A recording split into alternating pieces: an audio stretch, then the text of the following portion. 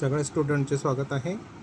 आज आपण बघणार आहोत स्टँडर्ड 10ची poem where the mind is without fear. ही पोयम लिहिली आहे रवींद्रनाथ टागोरनी. त्यांचा जो काळ होता तो 1861 ते 1941पर्यंत. चला तर मग सुरुवात करूया. Rabindranath Tagore was the author of Gitanjali and it's profoundly sensitive fresh and beautiful verse. Rabindranath Tagore हे काय होते? ऑथर होते गीतांजलीचे. गीतांजली एक मोठं बुक्स आहे, कलेक्शन ऑफ पोएट्री. ते एक बुक आहे आणि त्याच्यामध्ये खूप साऱ्या पोएम्स आहे. त्या पोएमचाच एक स्टांजा म्हणून ही पोएम आहे, ज्याचं नेम आहे where the mind is without fear. खूप फ्रेश आणि ब्युटिफुल असं वर्स आहे.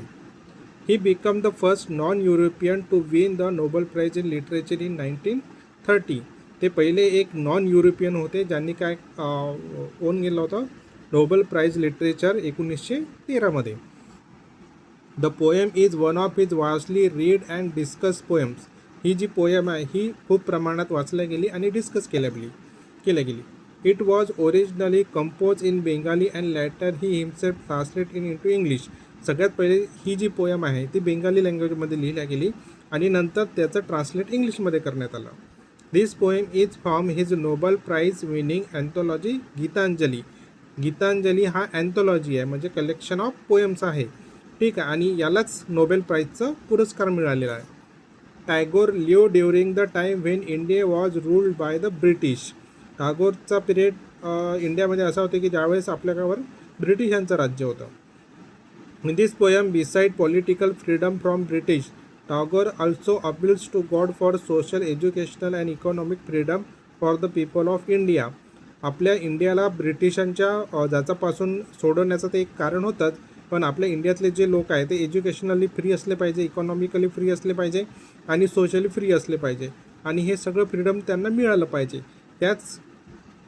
तोच एक उद्देश घेऊन त्यांनी ही पोएम लिहिली आणि या पोएमचा एक छोटासा स्टांजा आहे. तर पोएमला सुरुवात करूया. Where the mind is without fear and the head is held high.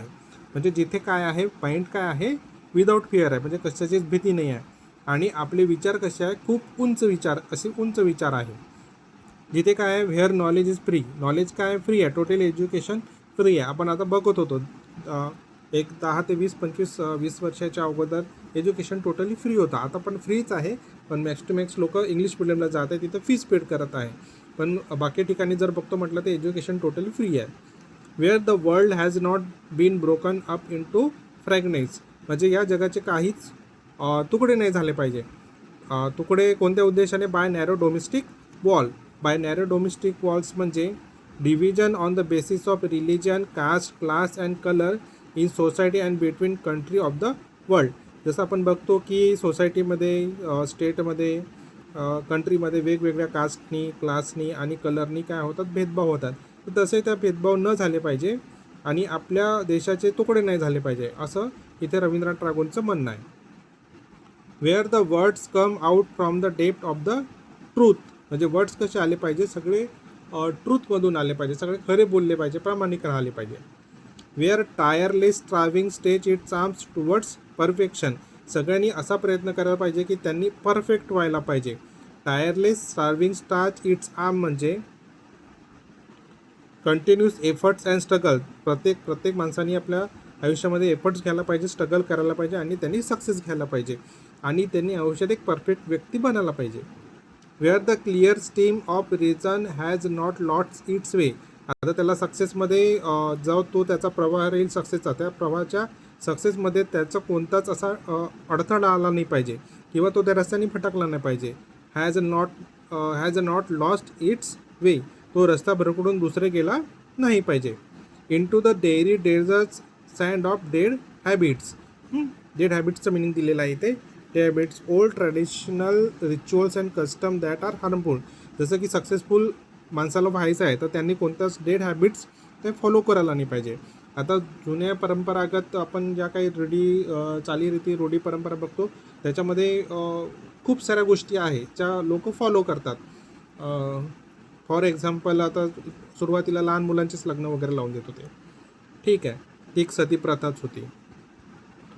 Education मुलींना नव्हतं. तर अशा पण खूप साऱ्या गोष्टी आहेत त्या काय होत्या, माणसाच्या सक्सेसमध्ये ते अडथळा करत होतात. तर या डेड हॅबिट्सला फॉलो न करता माणूस कुठे थांबला नाही पाहिजे, असं इथे रवींद्रनाथ टागोरचं म्हणणं आहे. Where the mind is led forward by त्याचं डोकं त्याच्या सक्सेससाठी पुढे पुढे असं धावलं पाहिजे. Into ever winding thoughts and action, त्याचे विचार कसे असायला पाहिजे, मोठे असायला पाहिजे.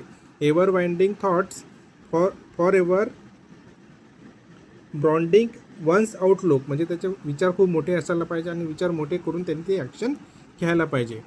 Into that heaven of freedom my father let my country awake, जे म्हणजे हेवन ऑफ फ्रीडम आहे, condition of total freedom of good thoughts, good words and good deeds while respecting those of others.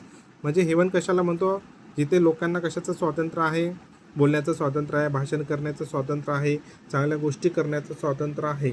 अशा haven of फ्रीडममध्ये मी देवाला प्रार्थना करतो की माझ्या कंट्रीला जागा कर. कंट्रीला जागा कर म्हणजेच लोकांना जागा कर.